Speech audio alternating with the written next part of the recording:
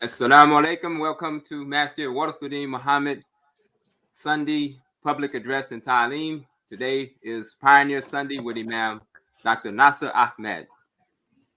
Welcome, Dr. Ahmad. Thank you. أعوذ بالله من الشيطان الرجيم. بسم الله الرحمن الرحيم. أشهد أن لا إله إلا الله وحده لا شريك له وأشهد أن محمدا عبده ورسوله صلى الله عليه وسلم. I seek refuge with Allah, the Almighty, against the enemy of humanity. There is no God but one, and Muhammad sallallahu alaihi wasallam is his messenger, our prophet sent to all of humanity, the seal of all of the prophets. There is no prophet to come after him.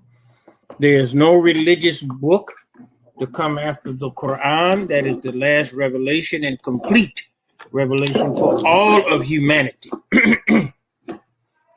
And Islam is the religion of nature and the religion of all of humanity, and it is the completion of the progression of all what we have been told of religions. There is but one God. All of the prophets are from the same one God. Humanity is one, and the religion is one. The religion of nature, and that religion is Islam. And to our viewers, Muslims and non-Muslims alike, welcome. It is my honor and pleasure to be a part of this very special and important program. And we give our thanks and appreciation to our leadership there in Houston, Imam Dr. Wazir Ali, and his wonderful host of imams and his staff that is doing great work in the Houston area. And this Friday, we will have one of your associate imams, Ahmed Shaheed, inshallah. He'll be in Miami this coming Jummah, and he'll be giving the Jummah at the Masjid Al Ansar. And that's the community wherein he was born and raised. So it is our honor and treat to have him as an invited khatib. with the blessings of Almighty God, Allah.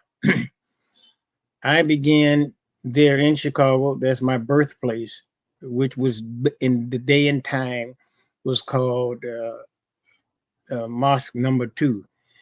It was on the south side of Chicago, 53rd and Greenwood.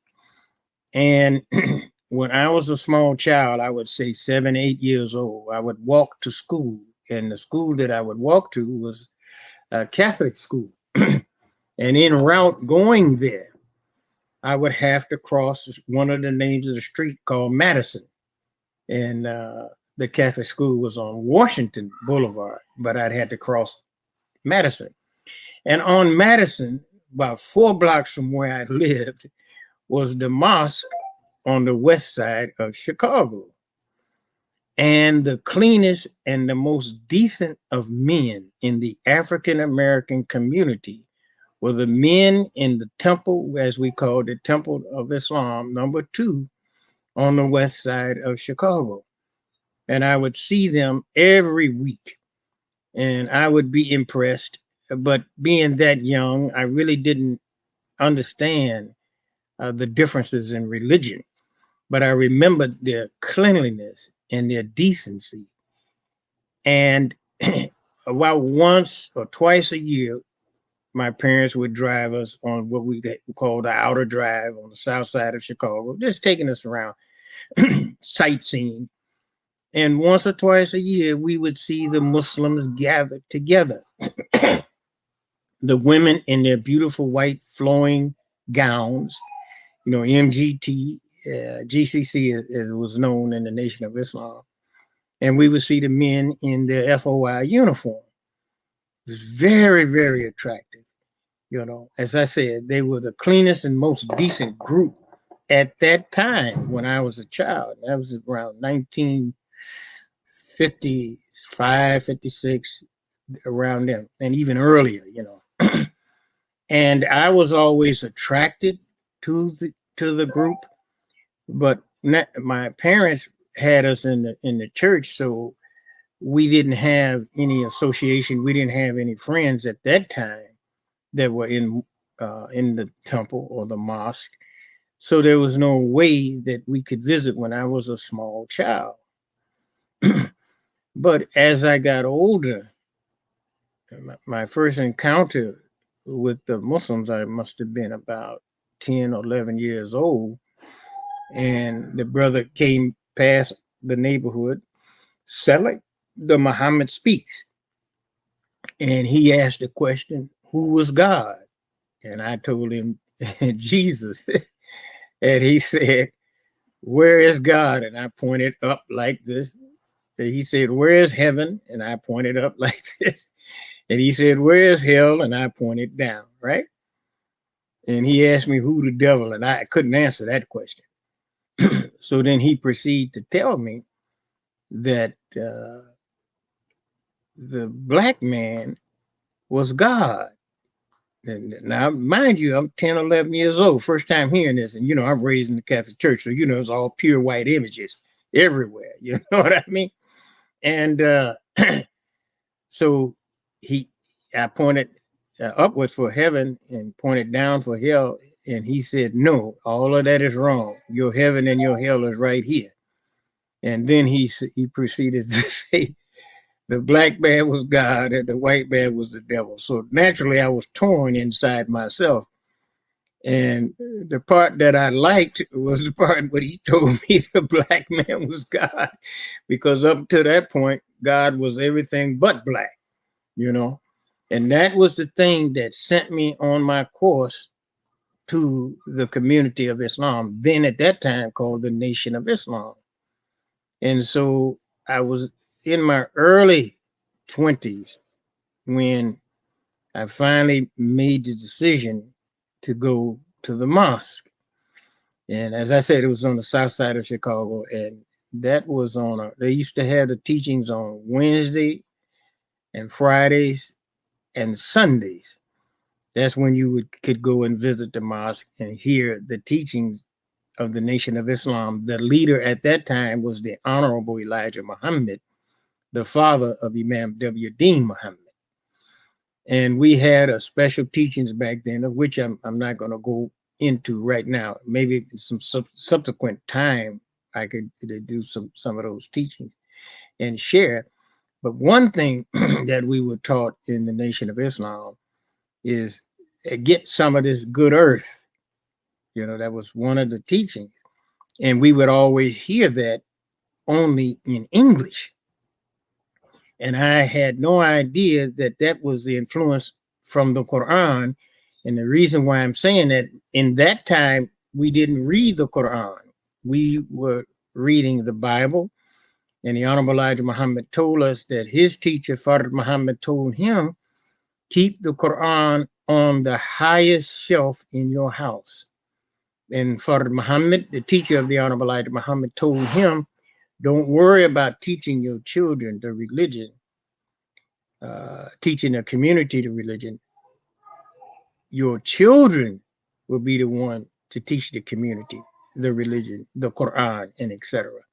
So the majority of us, we didn't read the Quran, but myself and a few of us, we would sneak and read the Quran on our own in the Nation of Islam.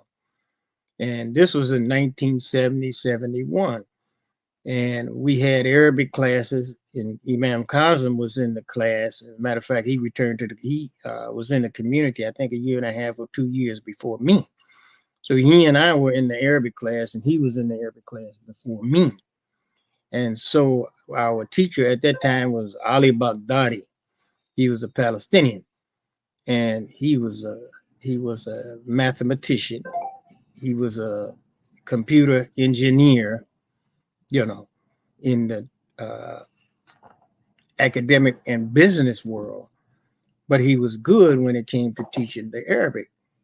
So when we would have that teaching, get you some of this good earth, later on, we understood that that was from chapter 5 of the Quran, and I think verse 105, and it where it says in the Quran that you are to struggle and get your share of this material world. Now, it doesn't quite say it like that. But anyway, it says your own selves obligate you. That's how it says, I'm paraphrasing. And in another verse in the Quran, now that we're older, it says, and do not forget your share of the material world. Well, we were in the nation of Islam. We didn't have the formal way to pray. We didn't have the formal reading of the Quran, but we had the essence and the idea of the Quran, which prepared us for the Sunnah of Prophet Muhammad. Once I was mentioning how when we would be drilling, we had a FOI and we would drill, especially on Saturdays, and we would be marching and we would do right face, left face, about face, and forward face. And those are the four movements that we would have while we were doing our FOI training and drilling. And later on, we learned from Imam Muhammad that all that was preparing us for the Sunnah of Prophet Muhammad, because turning to the right and turning to the left and backwards and forwards, and those who have military experience, they know exactly what I'm talking about because that's what you did in the military. Well, what that was preparing us for was the four takbirs. Allahu Akbar, Allahu Akbar, Allahu Akbar, Allahu Akbar. Allah is the greatest in all four directions where man is to have his existence on this earth. So in the nation of Islam, everything was the black man. It was the black man. I mean, just over and over and over. And it was extremely helpful, especially in the days of the 50s and 60s in Chicago with its riots, and Detroit with its riots, and California, Watts. It was riots all over the United States. And we, at that time, we were teenagers, some of us, we were in our 20s, and we were that generation that could not take racism. We couldn't take being cowed down or spoken down to as less than an animal, and we did not have guidance. We was just some young, brave, blind, ignorant African Americans, but we wasn't going to take no foolishness off of a white racist. And it was the Nation of Islam that saved the lives of most of us who became its members. And what I mean is that I had a very close friend in the Black Panthers, and we made an agreement that if I would go to the Black Panther meeting, then he would come to the Nation of Islam. He was a very sincere African American, but we both wanted to bring some healthy change in the African American community. He felt that the Black Panthers was the way to go. And I knew the Nation of Islam was the way to go. And what I mean by saying I knew, the teachings were simple, common sense. Establish your family, no drinking, no smoking, no reefers. In that group, you could have your nationalism, you could have your identity and concern for your people, but it was okay to hit a reefer. It was okay to snort cocaine, to drink alcohol. I couldn't do that. I couldn't see how we could get our freedom with drunkenness, you see. So then I began to compare the two groups, that time the schools were all over the United States. We had restaurants, we had bakeries. I mean, you name it. It was a nation inside of a nation. So therefore, he didn't have that much of an attraction to me as a movement in that group, because all they had was words and weakness in terms of drug usage. You see what I mean? And no offense to them, because they were very sincere men and women in that group. But I'm saying that their bad habits were their undoing. So the week that I was supposed to go to the meeting of the Black Panthers, and by the way, their meeting hall was 1 block away from where I live, and the mosque, both of these groups on the west side, and the mosque was 4 blocks away. So anyway, I was supposed to go to that meeting. I think it was on a Monday, and that weekend, that Saturday, they were murdered.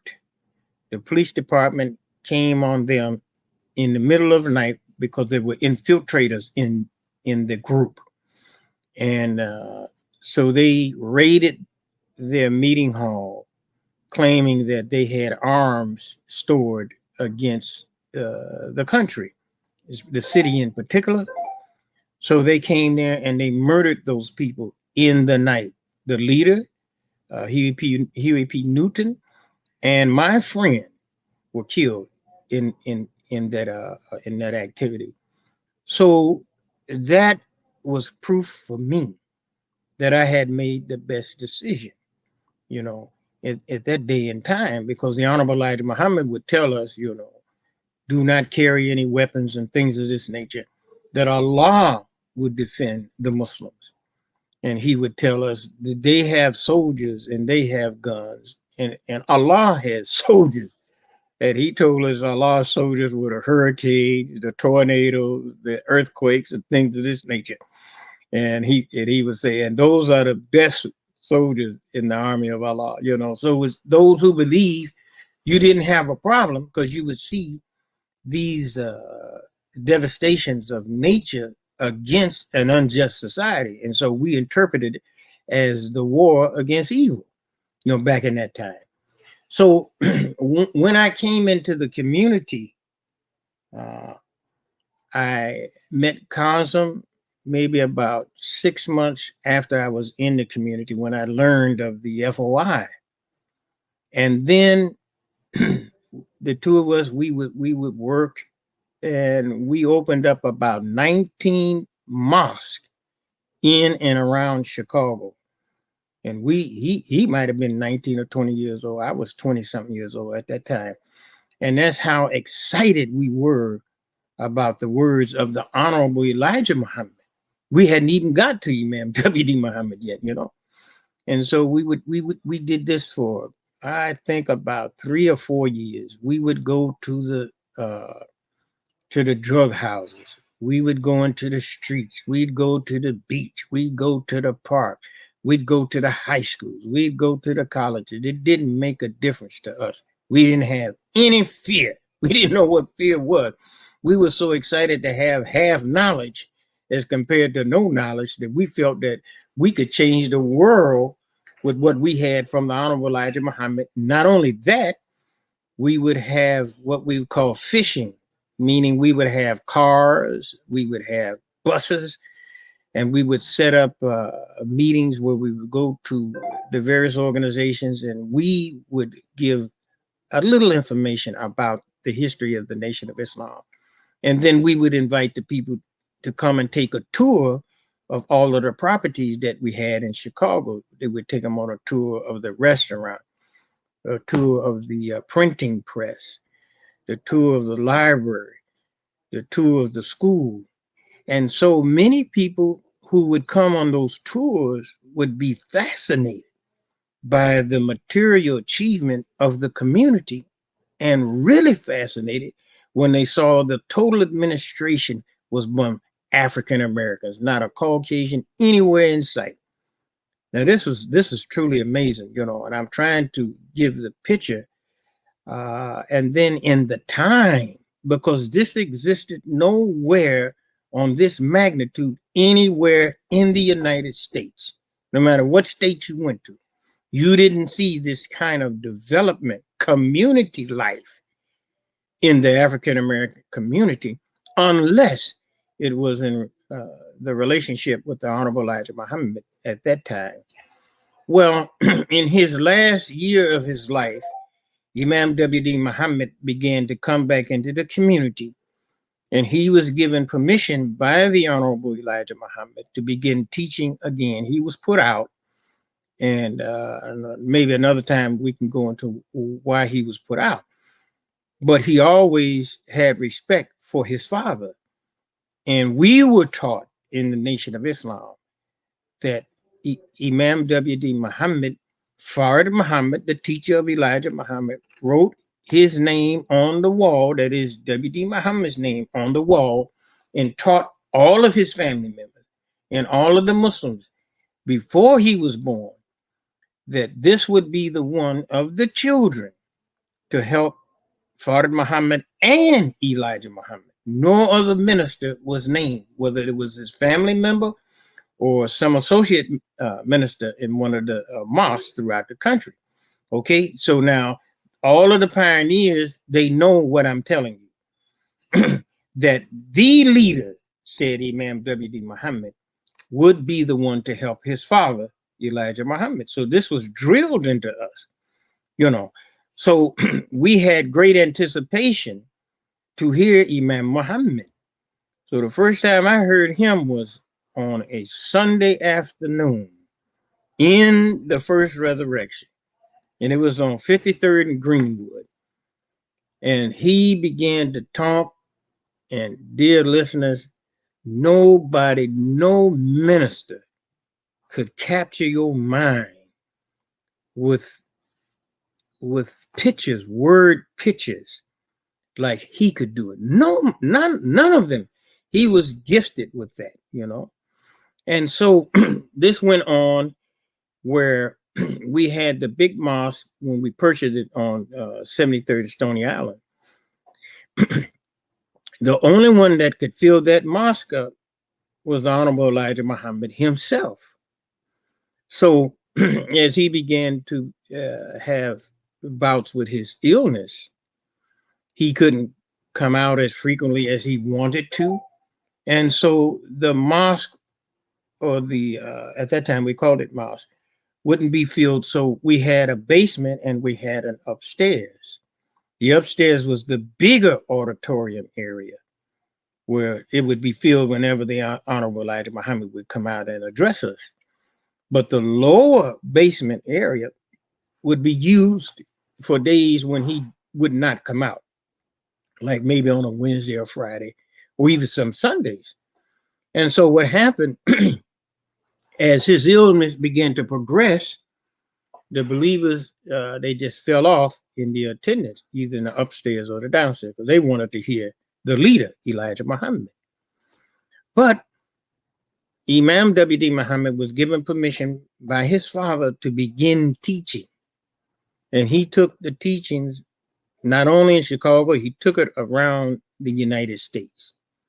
But when he would come out to the mosque in Chicago, he would fill the downstairs up. He would fill it up himself. No other minister could do that.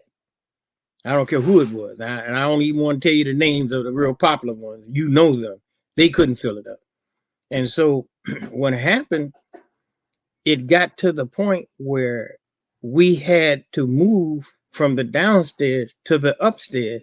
And the word would be, Minister Wallace is coming out to teach. That's what we used to call it, Minister Wallace. When you would say that, it was almost like the Honorable Elijah Muhammad coming out.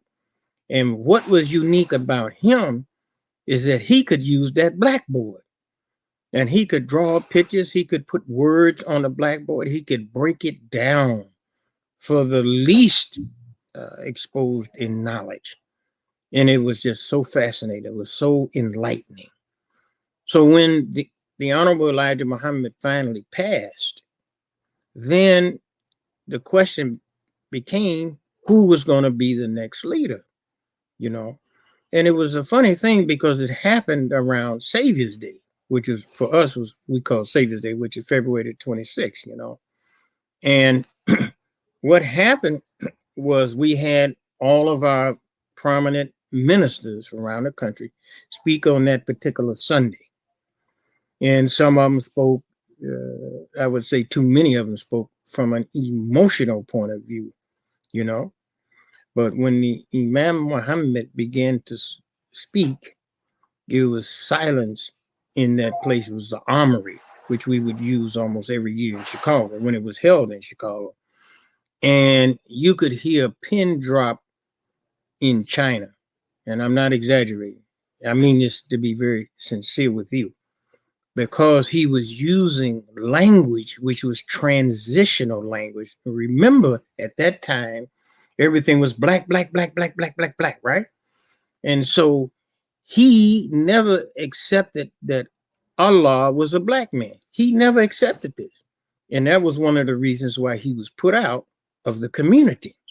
So he had to be guided by Allah. He had to use the wisdom in order to hold the community together without presenting the image of a black man as God. Now, you imagine you having to do this to hold the community together, or any of the other so-called ministers at that time, right?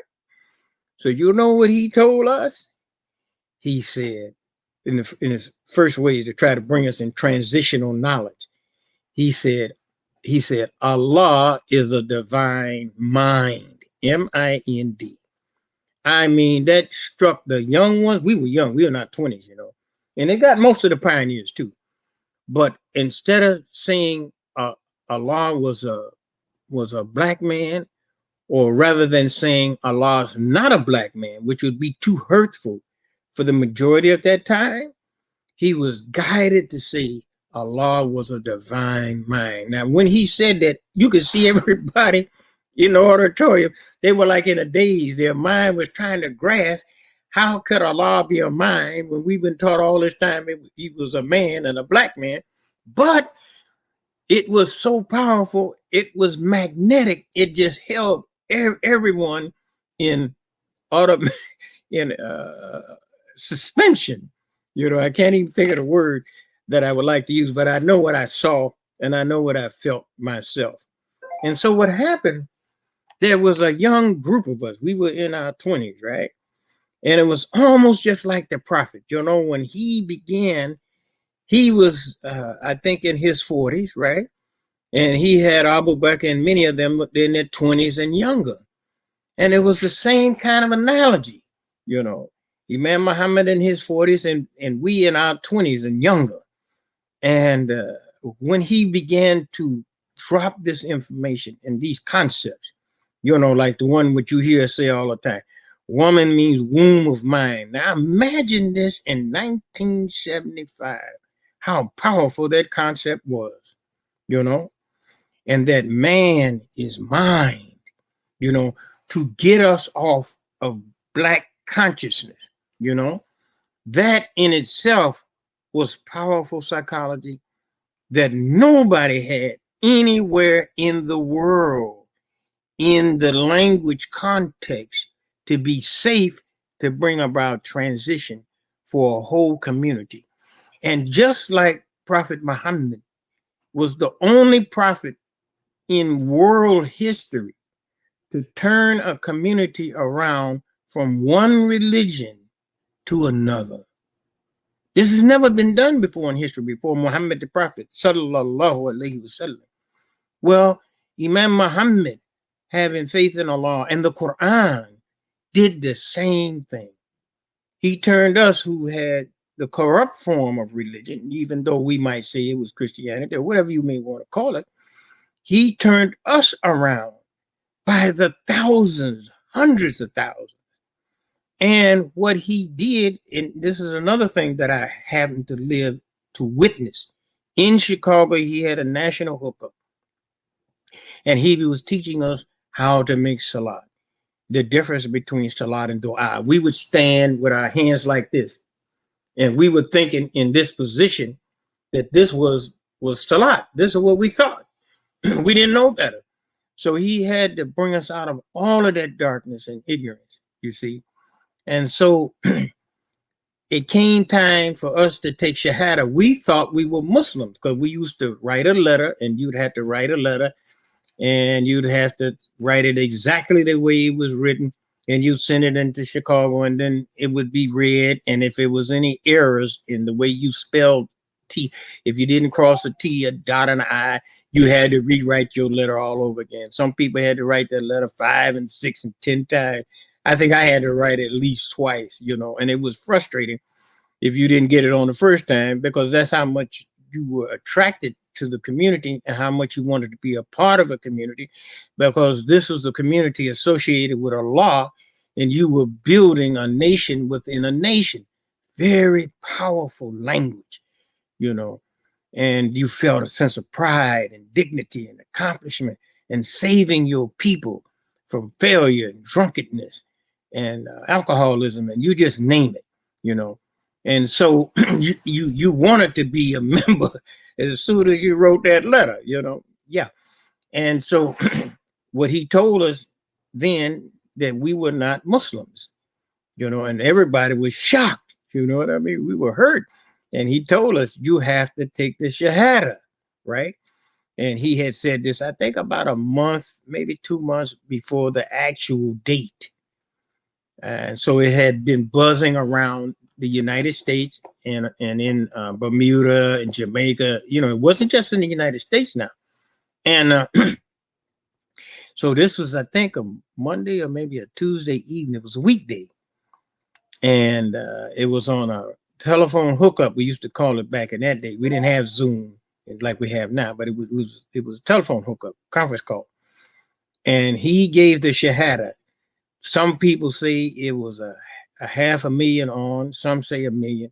You know, no matter what the number was, no man in world history had what, I don't like to use the term converted, but I'll use it in this instance, converted that number of people, thousands upon thousands, in one day. He taught us, I would say, maybe a year to give us a background and a foundation of what the religion was, the 5 beliefs, and the 5 actions that we have to do. So we were aware, but we never took the Shahada. And so he gave us the Shahada. And that was a miraculous thing, as I say, because it was never done before. So now he began to change the leadership. And by that, I mean, he began to change the members who were ministers in the various cities. He moved them around from their original cities to different cities to try to get them out of a problematic habit that they were in a way of teaching the old teachings and putting them in a new environment where it would be easy for them to continue with following and supporting him. So one that he brought was Imam Kamaluddin, Ibrahim Kamaluddin. And for those of you who don't know, the one man who brought in what we call the second resurrection was Imam Ibrahim Kamaluddin. He was the minister who was brave enough to take the Muhammad Speaks newspaper, the articles of Imam W.D. Muhammad, and he would teach them in the mosque. He would teach them in the streets. He'd teach it at the college campus, you know. And Kazim and myself, we thought we were strong, you know. We looked like 2 little puppies compared to Kamaluddin. And he was the one that brought in the language of Imam W.D. Muhammad throughout the United States. Now, other ministers have claimed it, and I can't say that they did not. But I know what I saw there in Chicago, because Imam Muhammad brought him to Chicago to assist him on his imam staff at that time, because he was so sincere to the language of the Sunnah of Muhammad the Prophet and the Quran.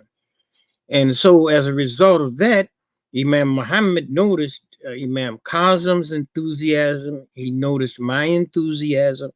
So he put the 3 of us together, Kamaluddin, Kazim Ahmed, and myself, because we didn't have any fear to take Imam Muhammad's language anywhere in Chicago or the United States.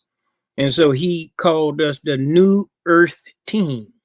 The 3 of us had the responsibility to take the language, the words of Imam Muhammad, like seeds, and plant those seeds in the minds on the rich soil of the ignorant, especially the African Americans.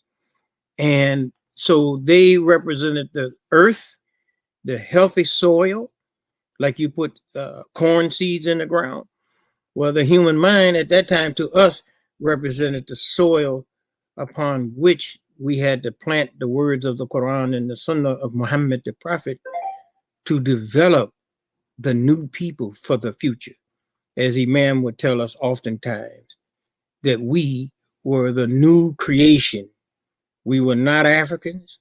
We were not the Americans, as you say, per se, but we were a new creation. And that was brought about by the new words that we were receiving from the Quran, from Muhammad the Prophet, as Imam and his loyalty following Prophet Muhammad brought about in us. Now, there are some concepts that I want to go through, but this is from 1:30 to 2 o'clock, and I want to be respectful of the time. And there's some other incidents and circumstances that I would like to share with you, the viewers, but I at least want to respect this 30-minute time. And I would be very happy to do a part 2 of this, in which I would like to get into some details, because there's some very serious things that I would like to share with you. Yes, sir. Wa alaikum assalam. You can take about another 15 more minutes if you want to properly wrap up. If you want to, wrap up and take a natural conclusion to your. Yeah. But you know, the natural conclusion is a lot of wisdom. A lot of wisdom and concepts that I would like to see, and I would just like to do a part two at some time in the future. Yes, sir. Where I mean, when it's convenient for you, your staff and all, and give excerpts of what we took to the people that changed the people. Certain statements that the Imam would make, and we would take those statements to the community, the college, whatever it was. And I would say 90% of the time, it changed the people's mind. Now, whether they became Muslims or not, that's not our responsibility. Our responsibility is just to make the message clear, Yes. And so that's what I. Can you give a couple of examples of yeah, that's what I'm. Yeah, that's exactly what I wanted to do. Yes, go ahead. Imam Muhammad was saying, for example, the teachings of the Prophet, where the Prophet said, whoever imitates others is not of us. And so, we were thinking it meant that we had to have a beard, we have to have a thawb, sandals and things of this nature. So Imam Muhammad said, no, it doesn't mean that at all. He said, what the Prophet was telling us is that whoever imitates other than human nature is not of us. You see? And he would say it's not your beard or your thawb that will get you into paradise, because many people will be in hell and they'll have on a turban, a kufi, and a thawb and things of that nature. He said that it is the original nature that we came in the world with, that Prophet Muhammad was talking about, and that his sunnah is your original nature.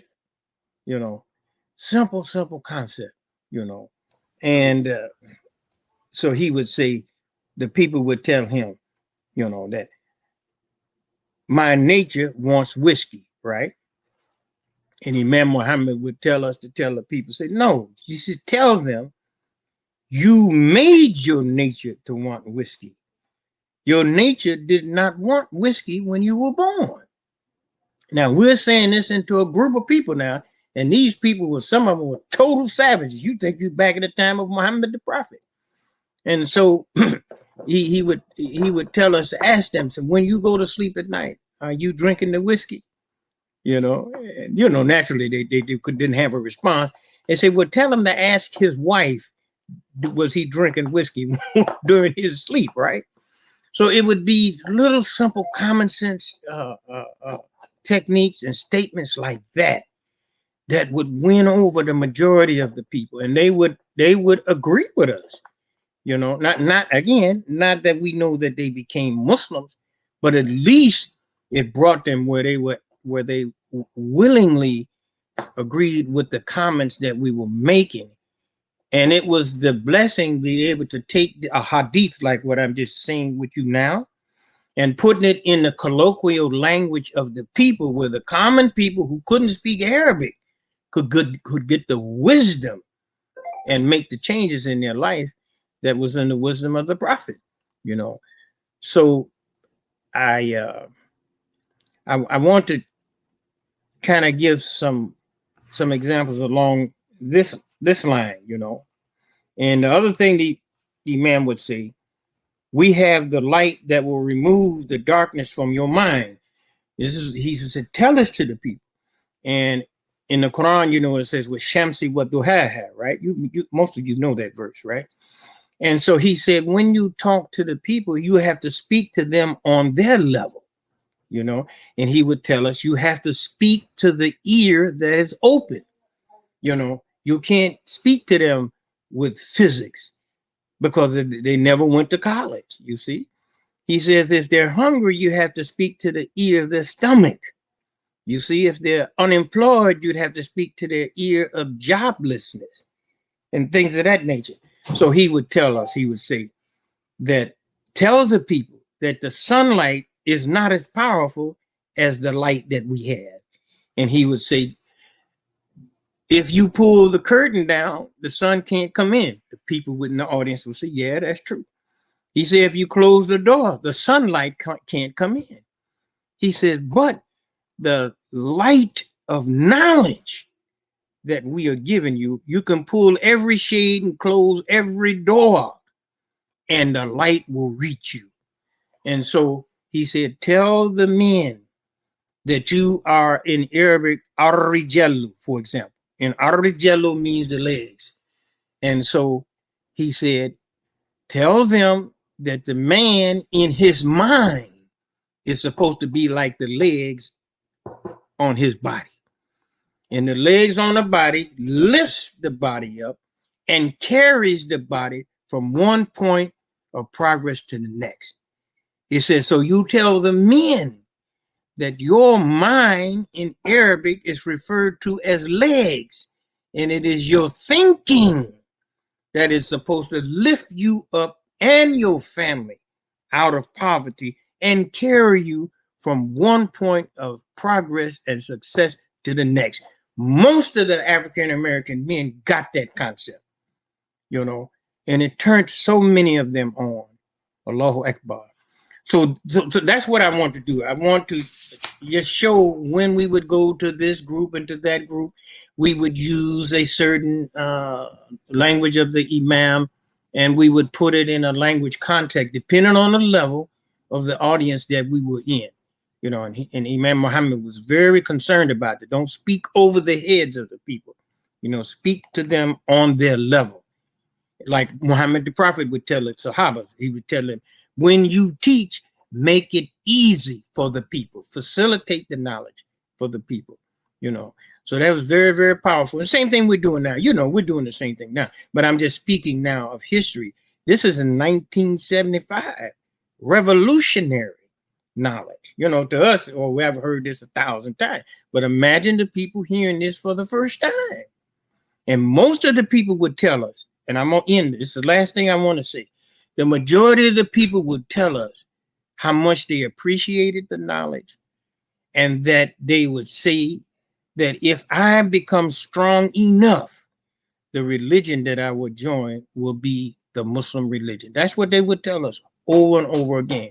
But at that time, they just were weak, you know what I mean, for the alcohol or the drugs or whatever it was. But at least they had a clear message, and they could recognize on their own that they had to make a change in their own life. They would admit to that. Alhamdulillah, Rabbil Alameen. So I'm thankful to your master and your leadership. You know, y'all give Imam Wazir great support. Give him good support. He's a good man, you know, and I appreciate the many messages you have there now. You know, that's wonderful too.